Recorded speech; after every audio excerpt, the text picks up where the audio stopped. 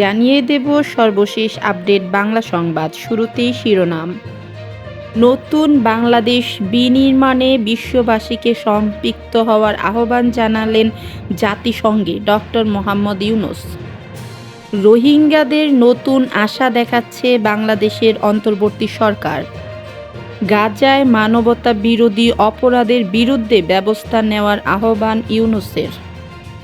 সব মামলা প্রত্যাহার করে তারেক রহমানকে দ্রুত দেশে ফিরিয়ে আনতে হবে বললেন মির্জা ফখরুল। এতক্ষণ শুনছিলেন সংবাদ শিরোনাম, এখন বিস্তারিত। নতুন বাংলাদেশ বিনির্মাণে বিশ্ববাসীকে সম্পৃক্ত হওয়ার আহ্বান। ছাত্র জনতার বিপ্লবী স্বৈরাচার শেখ হাসিনা সরকারের পতনের পর নতুন বাংলাদেশের সঙ্গে নতুনভাবে সম্পৃক্ত হতে বিশ্ববাসীকে আহ্বান জানিয়েছেন অন্তর্বর্তী সরকারের প্রধান উপদেষ্টা ডক্টর মোহাম্মদ ইউনূস। তিনি বলেন, বাংলাদেশের এই মনসুন অভ্যুত্থান আগামী দিনগুলোতে বিশ্বের বিভিন্ন প্রান্তে মানুষকে মুক্তি ও ন্যায় বিচারের পক্ষে দাঁড়াতে প্রেরণা জুগিয়ে যাবে। শুক্রবার ২৭ সেপ্টেম্বর যুক্তরাষ্ট্রের নিউ ইয়র্কে জাতিসংঘের সাধারণ পরিষদের ৭৯তম অধিবেশনে ভাষণ দেন শান্তিতে নোবেলজয়ী অধ্যাপক ডক্টর ইউনূস।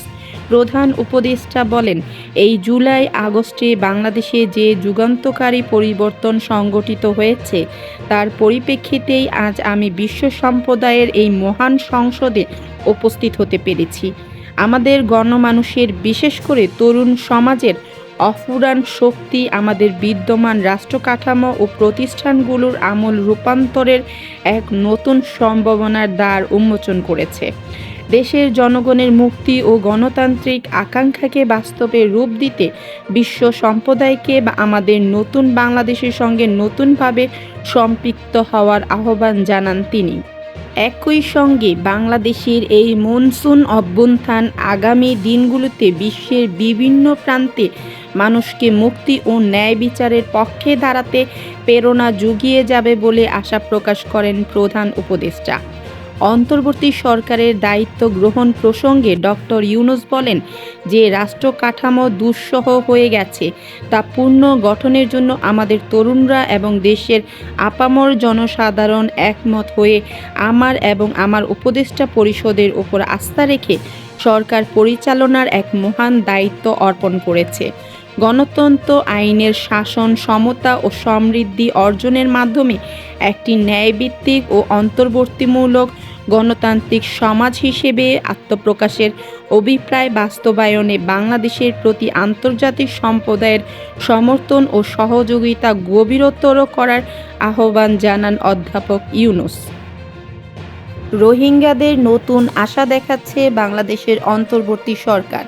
শেখ হাসিনা সরকারের পতনের পর ভবিষ্যৎ ইতিবাচক পরিবর্তনের সম্ভাবনা দেখছেন দেশটির শরণার্থী ক্যাম্পে থাকা রোহিঙ্গারা। কক্সবাজার জেলার টেকনাফের কুতুপালং শরণার্থী শিবিরে আশ্রিত রোহিঙ্গাদের সঙ্গে কথা বলে এমন আভাসই পাওয়া গেছে।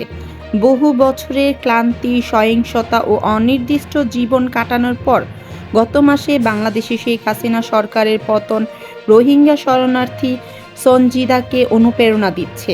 অত্যাচারের মুখে মিয়ানমার ছেড়ে বাংলাদেশে অস্থায়ী শিবিরে আশ্রয় নিয়েছেন তার মতো আরও কয়েক লাখ রোহিঙ্গা।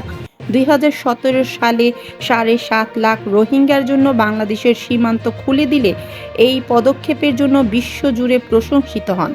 মিয়ানমারের সেই সময় সেনাবাহিনীর ভূমিকা নিয়ে চলছে জাতিসংঘের গণহত্যা বিষয়ক তদন্ত। কিন্তু এর পরের বছরগুলিতে বাংলাদেশের এই শিবিরগুলোতে বেড়েছে অপুষ্টির হার, বন্দুকযুদ্ধের ঘটনা। তাই হাসিনা পতনের পর কিছুটা আশার আলো দেখছেন অনেকেই। বার্তা সংস্থা AFPকে ৪২ বছর বয়সী সানজিদা বলেন, আমরাও আমাদের বাচ্চারা প্রতি রাতে গোলাগুলির ভয়ে থাকি। আশ্রয় শিবির চত্বরে স্কুল পড়ুয়া বাচ্চাদের জন্য হাতে গোনা কয়েকটি শিক্ষা কেন্দ্র আছে, যার একটিতে পড়ান সানজিদা। এই অভিজ্ঞতার ফলে তার গোষ্ঠীর গভীরে থাকা সমস্যাগুলোকে আরও কাছ থেকে দেখার সুযোগ পান তিনি।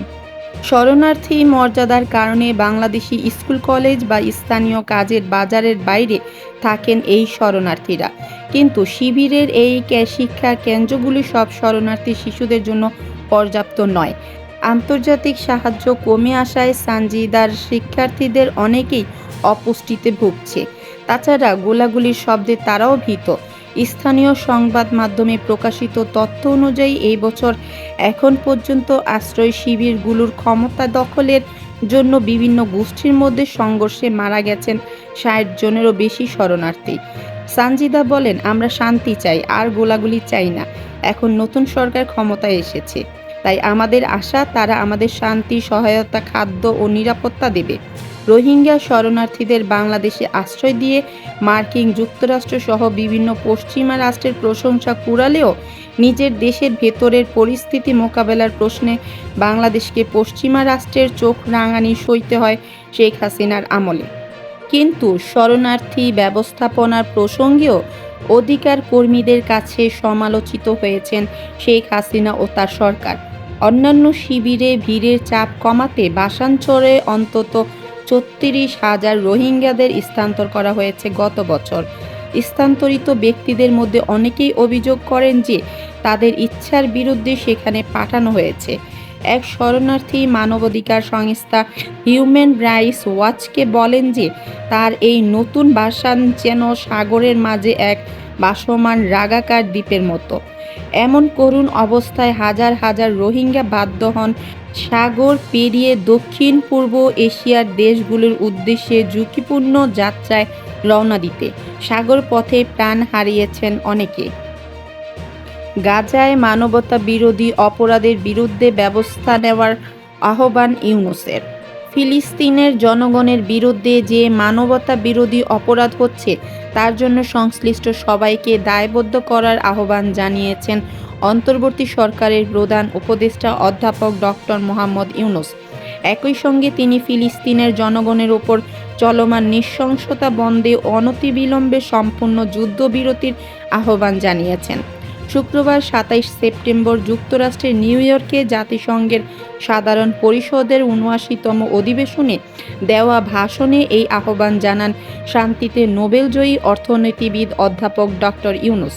প্রধান উপদেষ্টা বলেন, বহুমুখী সংকটে জর্জরিত বর্তমান বিশ্বে যুদ্ধ এবং সংঘাতের ফলে ব্যাপক ভিত্তিতে মানুষের অধিকার খর্ব হচ্ছে। তিনি বলেন, বিশ্ববাসীর উদ্বেগ এবং নিন্দা সত্ত্বেও গাজায় গণহত্যা থামছে না।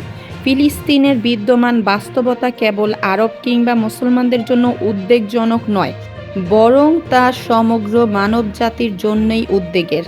অধ্যাপক ইউনূস বলেন, একজন মানুষ হিসেবে প্রত্যেক ফিলিস্তিনের জীবন অমূল্য। ফিলিস্তিনের জনগণের বিরুদ্ধে যে মানবতা বিরোধী অপরাধ হচ্ছে তার জন্য সংশ্লিষ্ট সবাইকে দায়বদ্ধ করতে হবে। যুদ্ধবিরতির আহ্বান জানিয়ে তিনি বলেন, ফিলিস্তিনের জনগণের ওপর চলমান নৃশংসতা, বিশেষত নারী এবং শিশুদের সঙ্গে প্রতিনিয়ত যে নিষ্ঠুরতা বিশ্ব দেখছে তা থেকে নিস্তারের জন্য বাংলাদেশ অনতিবিলম্বে সম্পূর্ণ যুদ্ধবিরতির আহ্বান জানাচ্ছে। দ্বি-রাষ্ট্রভিত্তিক সমাধানেই টু স্টেট সলিউশন মধ্যপ্রাচ্যে টেকসই শান্তি আনতে পারে।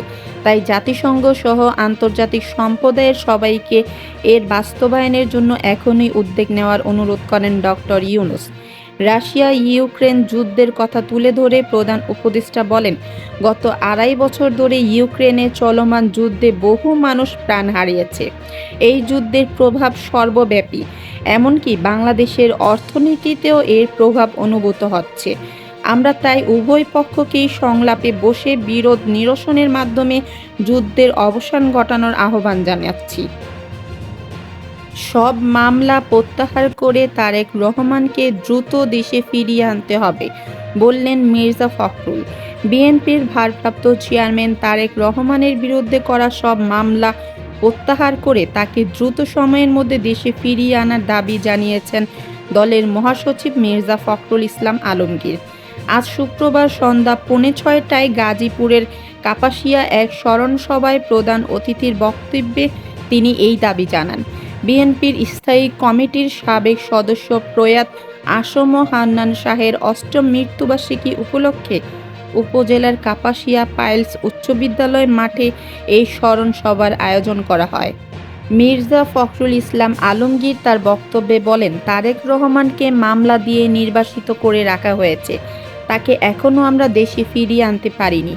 বিভিন্ন রকম তাল বাহানা চলছে। কোনো রকম তাল বাহানা আমরা সহ্য করব না।